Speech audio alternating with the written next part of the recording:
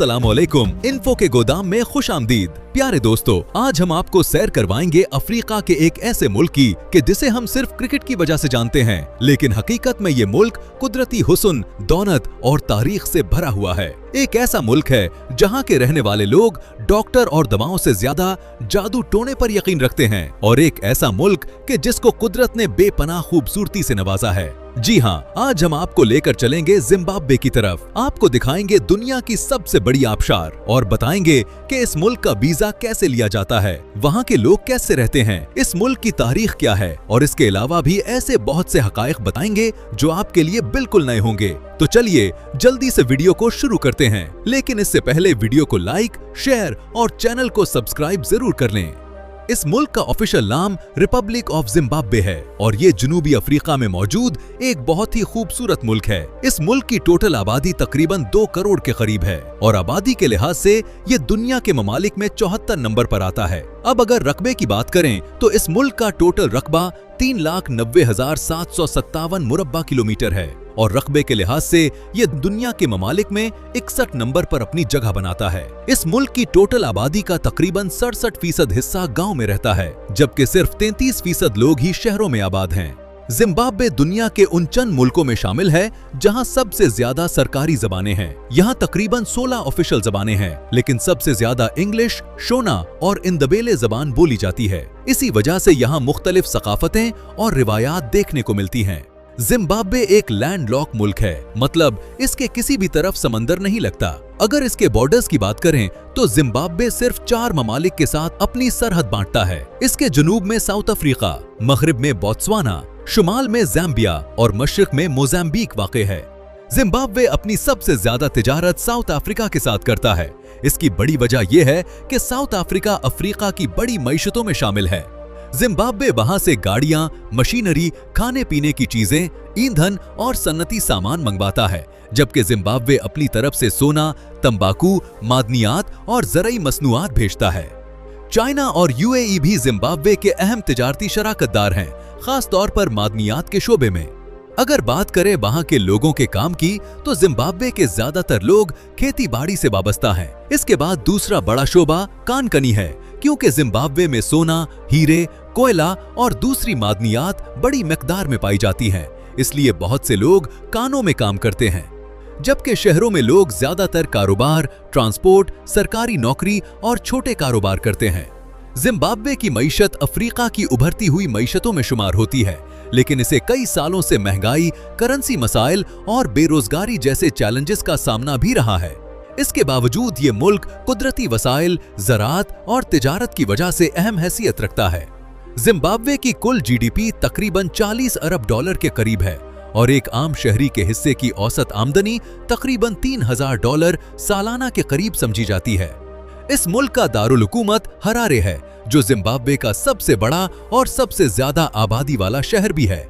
यहाँ बड़ी बड़ी इमारतें, शॉपिंग मॉल्स और जदीद सहूलतें मौजूद हैं। जिम्बाब्वे में पाकिस्तान और इंडिया से ताल्लुक रखने वाले लोगों की भी अच्छी खासी तादाद मौजूद है। एक अंदाजे के मुताबिक तकरीबन 15,000 पाकिस्तानी और इंडियन यहाँ रहते हैं।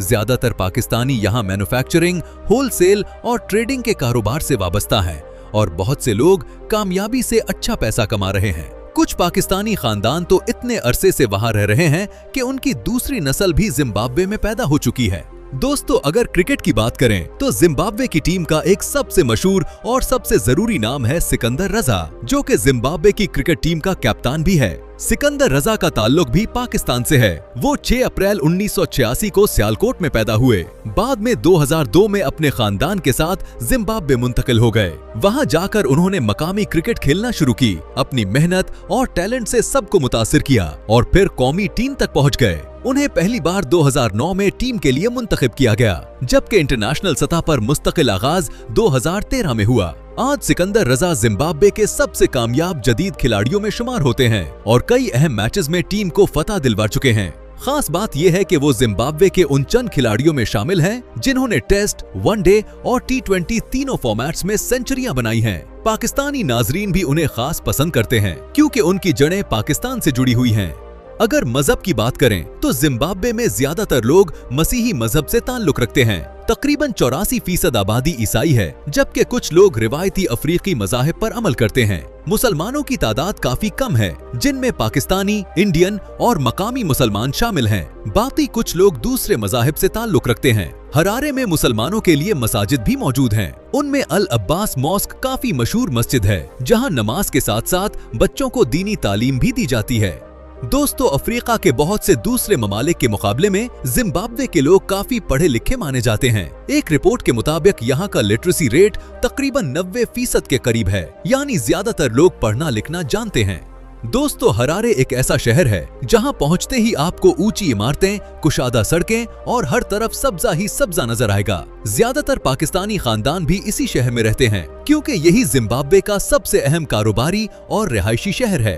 हर घर के सामने सब्ज घास, फूल और दरख्त आम नजर आते हैं। ज्यादा सब्जा होने की वजह से शहर की फजा भी काफी साफ महसूस होती है और आलूदगी बहुत कम है, जिसकी वजह से यहाँ की हवा ताजा और खुशगवार लगती है। दोस्तों, हरारे के कुछ इलाकों में अगर आप घूमें तो आपको यकीन ही नहीं आएगा कि आप अफ्रीका में हैं। शहर का मरकजी हिस्सा काफी तरक्की याफ्ता है, जिसे लोग जिम्बाब्वे का डाउनटाउन भी कहते हैं। यहाँ बहुत से बड़े शॉपिंग मॉल्स मौजूद हैं, जहाँ दुनिया के मुख्तलिफ ब्रांड्स की दुकानें मिलती हैं। कपड़े, जूते, मोबाइल, इलेक्ट्रॉनिक्स और रोजमर्रा की हर चीज यहाँ आसानी से दस्तयाब है। दोस्तों, हरारे में जराइम की शरह मुल्क के दूसरे कई इलाकों के मुकाबले में कम समझी जाती है। इसी वजह से बहुत से लोग इसे निस्बतन महफूज शहर मानते हैं। साल 2008 में जिम्बाब्वे शदीद मुआशी बहरान का शिकार हो गया था। उस वक्त महंगाई इतनी बढ़ गई थी कि यहाँ की करेंसी तकरीबन बेकीमत हो गई। लोगों को रोजमर्रा चीजें खरीदने के लिए बैगों में नोट भर कर ले जाने पड़ते थे, लेकिन फिर भी बदले में सिर्फ थोड़ी सी चीज मिलती थी।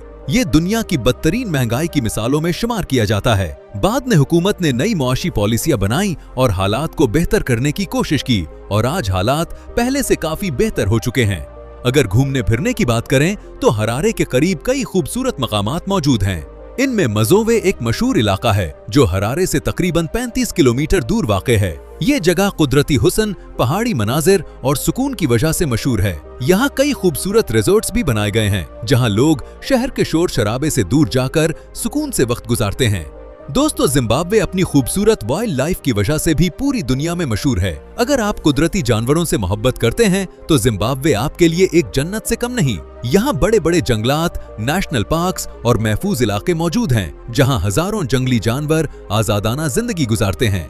जिम्बाब्वे में सबसे ज्यादा मशहूर जानवर अफ्रीकन एलिफेंट है। यहाँ हाथियों की बहुत बड़ी तादाद पाई जाती है। इसके अलावा लायन, लेपर्ड, बफलो भी यहाँ मौजूद हैं। ये 5 जानवर अफ्रीका के बिग 5 कहलाते हैं और सयाह खास तौर पर इन्हें देखने आते हैं। जिम्बाब्वे में जिराफ, ज़ीब्रा, क्रोकोडाइल, हिरनों की कई अक़साम और रंग बिरंगे परिंदे भी बड़ी तादाद में पाए जाते हैं। यही वजह है कि फोटोग्राफरों और डॉक्यूमेंट्री बनाने वालों के लिए ये मुल्क बहुत खास समझा जाता है। दोस्तों, जिम्बाब्वे में हवांगे नेशनल पार्क सबसे ज्यादा मशहूर है। ये मुल्क का सबसे बड़ा नेशनल पार्क है, जहां हजारों हाथी और कई खतरनाक जानवर पाए जाते हैं। इसके अलावा माना पूल्स नेशनल पार्क भी बहुत मशहूर है, जहां दरिया के किनारे शेर, हाथी और दूसरे जानवर देखने को मिलते हैं। यहाँ सफारी टूरिज्म बहुत मकबूल है। दुनिया भर से लोग जीप में बैठकर जंगलों की सैर करते हैं और जानवरों को करीब से देखते हैं। कुछ जगहों पर पैदल सफारी भी करवाई जाती है, जहां गाइड के साथ जंगल का असल मजा लिया जाता है। दोस्तों, अगर आप कुदरत, जंगली जानवरों और एडवेंचर के शौकीन हैं, तो जिम्बाब्वे की वाइल्ड लाइफ आपको जरूर हैरान कर देगी। यहाँ जानवर पिंजरे में नहीं बल्कि अपनी असल दुनिया में नजर आते हैं, और यही इस मुल्क की सबसे बड़ी खूबसूरती है। दोस्तों, अब बात करते हैं जिम्बाब्वे की सबसे मशहूर जगह की। अगर मैं आपसे पूछूं कि दुनिया की सबसे बड़ी आबशार कौन सी है, तो बहुत से लोग नायग्रा फॉल्स का नाम लेंगे, लेकिन हकीकत में दुनिया की सबसे अजीम और सबसे बड़ी आबशार विक्टोरिया फॉल्स है, जो जिम्बाब्वे में वाक़ है।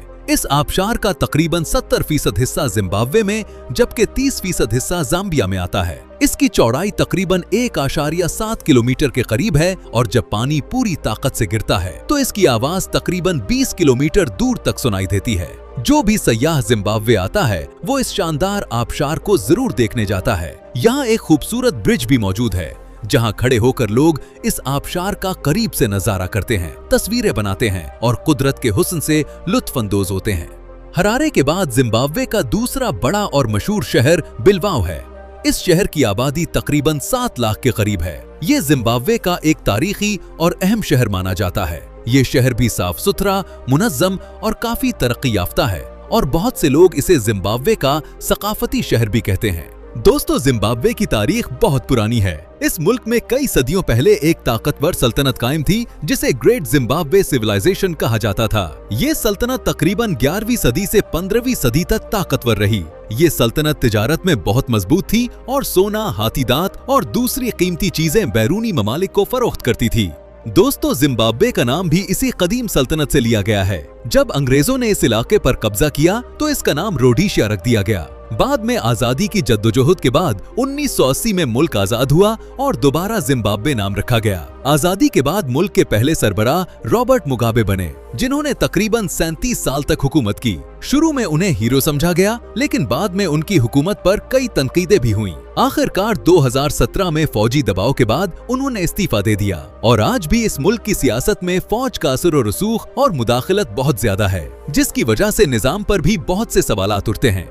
तो दोस्तों, ये था आज का हमारा बहुत ही शानदार जिम्बाब्वे का सफर। हमें उम्मीद है कि आपको ये वीडियो बहुत पसंद आई होगी। वीडियो को लाइक, शेयर और चैनल को सब्सक्राइब जरूर कर लें। मिलते हैं अगली वीडियो में एक नए मुल्क के शानदार सफर के साथ। तब तक के लिए अल्लाह हाफिज।